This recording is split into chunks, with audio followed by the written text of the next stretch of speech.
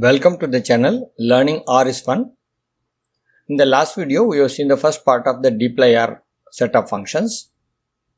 Dplyr functions basically help us to manipulate data. That is, they help us to select, filter, arrange, group, summarize, etc. And some of these verbs we have seen last time. And the remaining portion we will see today. Let's go to RStudio. I've got the code for today's session. So let us start off by loading tidyverse and then library magrittr. That is for the pipe operator compound assignment. So tidyverse is loaded, then magrittr will load. That is loaded. Now we will create a data frame df and with the two columns. So created the data frame. We'll keep environment, that is better. Then we'll start with the dplyr verbs. Dplyr verb we have seen some already and some of them will be repeated but for more clarity. Now we'll use filter. In filter what happens? We are providing the df and then we are saying numbers greater than 8. Okay. So the single criteria, therefore numbers greater than 8, only those rows are picked up. Next we have got two criteria, basically numbers greater than 8 and letters should be j. So out of this we got only one row picked up because that is the one which satisfies both the commands, both the criteria. Here we have not given the ampersand symbol, we have given simple comma. So in filter function, number of criteria whatever you give, they all will be applied together. That is, an ampersand logic will be applied. The same thing I can explain by showing an ampersand. So this is a better way what we are doing with comma instead of using the ampersand. In case of R, however, we will use the vertical bar. So numbers greater than 5 are letter in A and B. So in this situation what happens is we get first two rows because of A and B letters in this vector. This vector is having only two letters. So those satisfying those rows satisfying these criteria will be coming up. Then we have numbers greater than 5. So that also will be coming up. So we get the complete logic. Now we will convert empty cars dataset which comes with R to a table. We have done it. Now we will create a new name in that, car names, and there we will store the row names because we know in the table the row names have been dropped. That is, if you look at this 32 observations, 11 variables, you will not see car names there. It's a table, so you get npg to last. Row names have not been there because of the nature of table to ignore the row names. So we will drop this. We have to capture the row names because they are essential for our work. So what we will do is row names empty cars, we will put them straight away as df member, that is dollar and car names. So now df consists of 12 variables. This car names would have come in the last.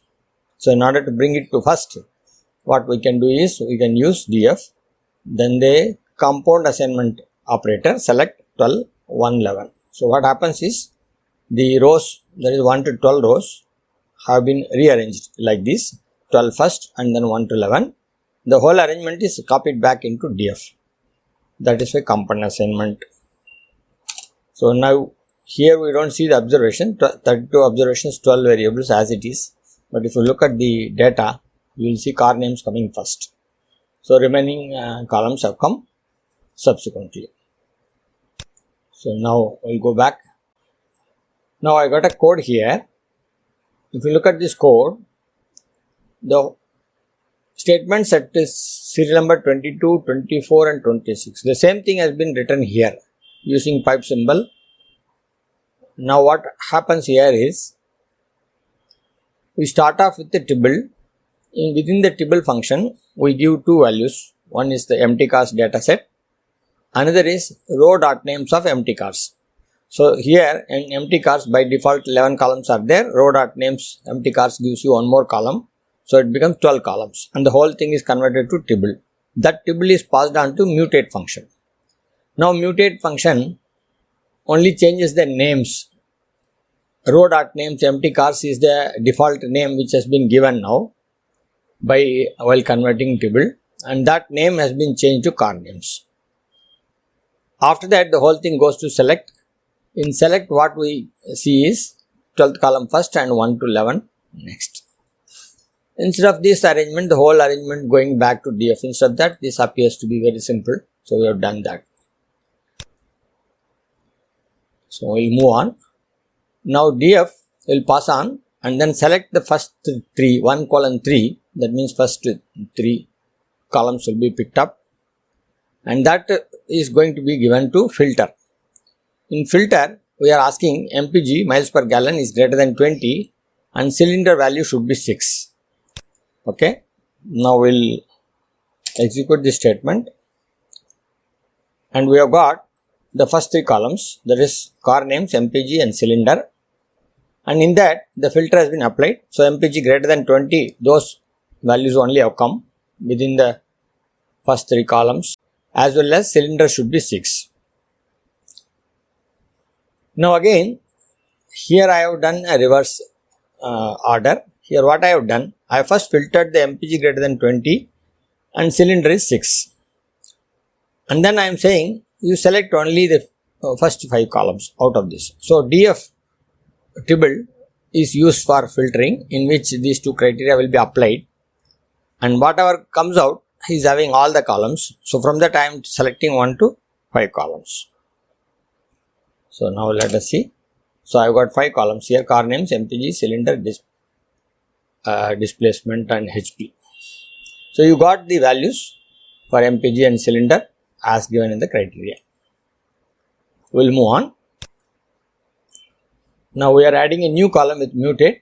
Here instead of miles per gallon, I want to bring it as kilometers per liter. So this is the formula. So I will apply this, and whatever I am getting, that is this value into mpg, that will be stored in kpl, and kpl will be your last column. Now what I am saying, the whole df with the new column will go to this area where select starts with, I am using a new function, starts with is k. That means all those columns with the k only should come. That is kpl is the only column with k. So the kpl values have come. Now I want, this is not giving an indication which car is having which kpl.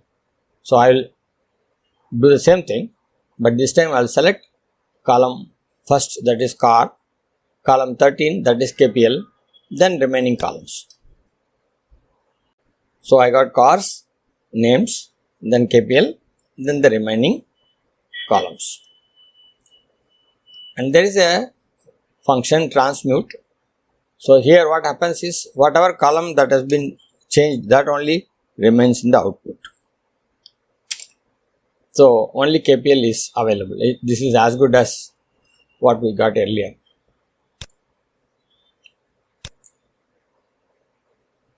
Starts with k.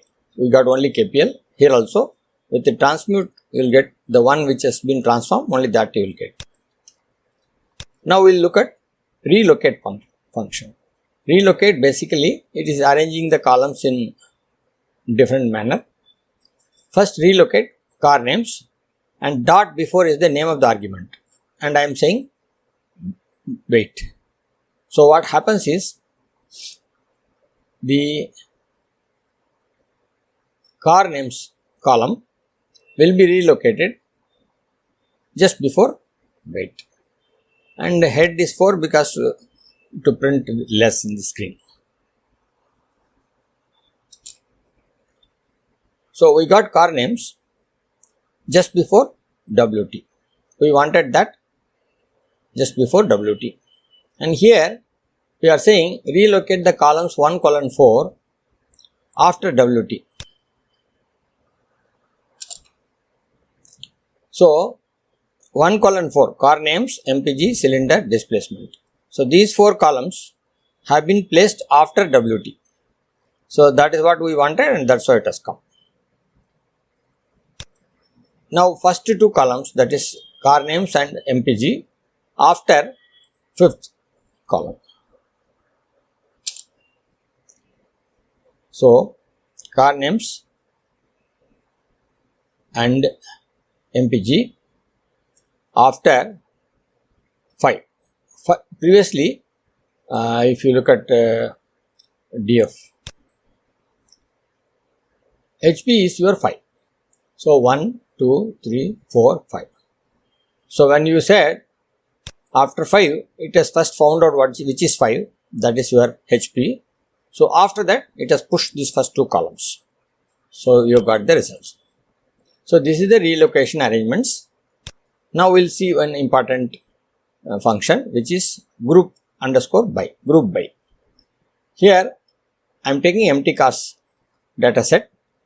I am passing on to the group by function, wherein I want to group data set by way of cylinders.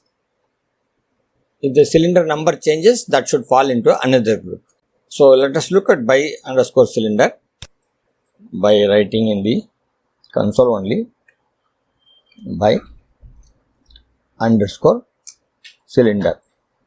What we got is a tibble. That is, we got that COL forms basically 3 groups. You can see that, and the whole thing is a tibble. So when you apply the data set empty cars to group by function and then store the result into by underscore cylinder, here we are getting a tibble and there are 3 groups. But if you look at the data, there is no change. It is not ordered as per cylinder or something. The data is reproduced as it is, but there is a grouping involved, and that grouping is kept in the memory for further use. You must understand that you won't get any dramatic change in the way in which the data is being shown. But how the data is going to change in other functions is decided by this group. Now we are saying pass on this tibble by cylinder to summarize function. In summarize function, I am going to say take the mean of this column, take the mean of HP column and show me the summary and the new names for the column heads. I have given us this mean and HP mean. So let me execute this. So I have got 3 groups, right? Cylinders 4, 6 and 8. Only 3 groups are available. That is shown also here. When you asked what is by cylinder, you got cylinder and 3. So these 3 groups are shown now. The group 1, group 2, group 3. In each group, what is the mean of displacement? That is available here, and similarly for mean of HP. Same way for those rows where cylinder is 6, you got a value here. Now I'll do one more thing, that is I am going to use the filter function. Here I am going to say show me the maximum displacement row only, where in the by underscore cyl tibble. So I got 3 groups. Cylinder is 4. Here maximum displacement is 147. When cylinder is 6, the maximum displacement is 258.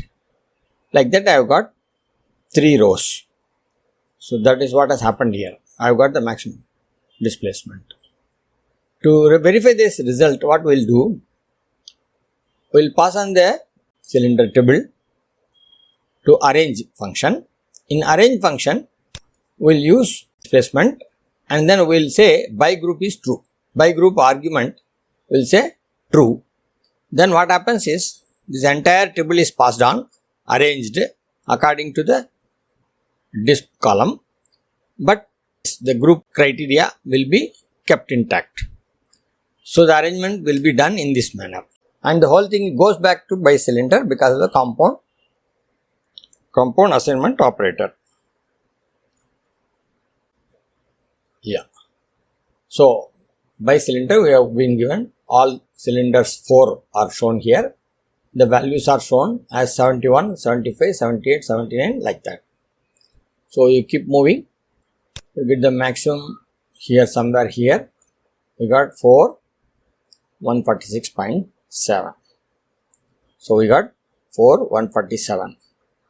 Then in 6, you start with 145, 160 like that. Even though 4 should have been here if you see by groups, but since the arrangement is based on disk, you see them next coming out after this 6. So in 6, if you continue to see, maybe here, yeah, this appears to be the last. So here we are getting 258, here also we got 258. And in 8, I think we can go to the last, 472, that 472 we have got. Now there is a ungroup function. Basically the group, if you don't want the group for your further operations, you can use ungroup. So let's execute this statement. Now you are seeing a table, there is no group mentioned here. But if you look at this data, that will be still grouped, because while doing ungroup, we have not used a compound assignment operator. If you have used it, then this by underscore sil would have become ungroup. Now again, okay, we will go ahead and do it. Now this time what I will do, I will copy this code, Control C. I could have used the up here also. So here I will use the compound assignment operator. Then again I will execute this. Now let us look at,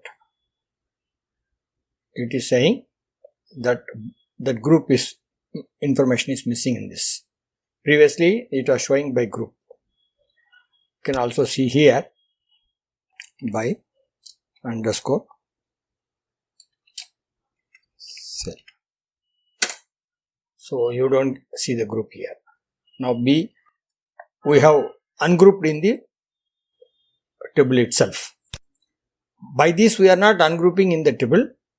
By using a compound operator, we are ungrouping in the table also.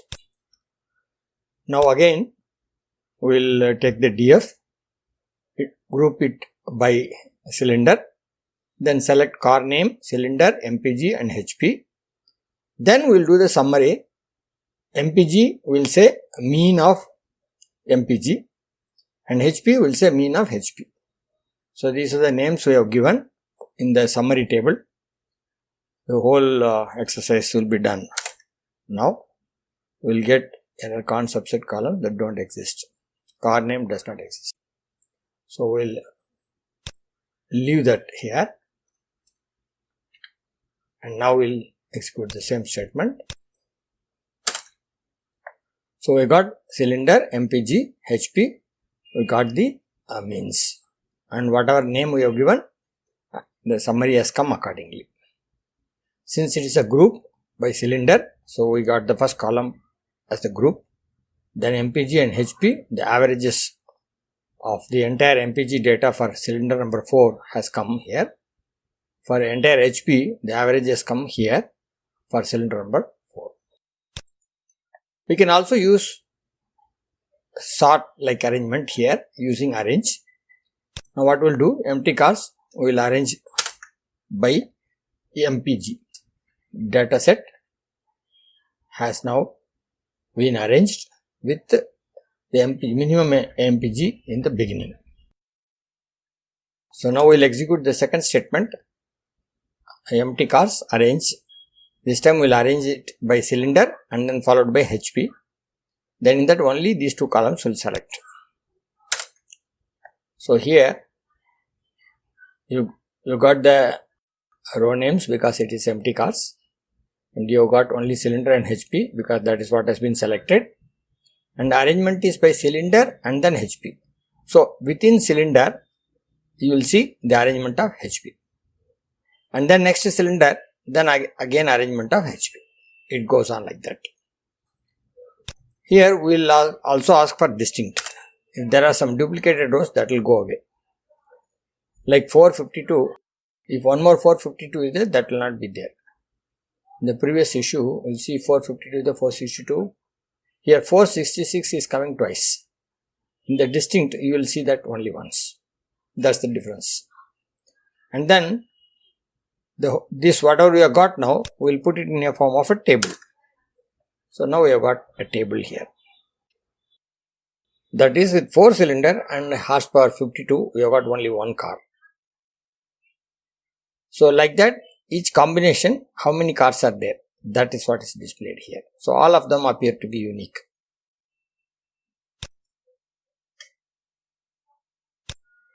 So with this, we will wind up this today's session, and this completes the discussion on important verbs of dplyr. We have covered the dplyr in 2 sessions, and we have seen that how to select rows, how to select columns, how to slice the data set, how to arrange it, how to aggregate them, basically using summary, and within summary we can also use what function we want, like mean or maximum, etc. So in the next video, we will be having a complete look at the plots as given by base R. That will be a basis for next sessions, which will be our ggplot2, which is part of tidyverse. Thanks for watching. See you in the next video.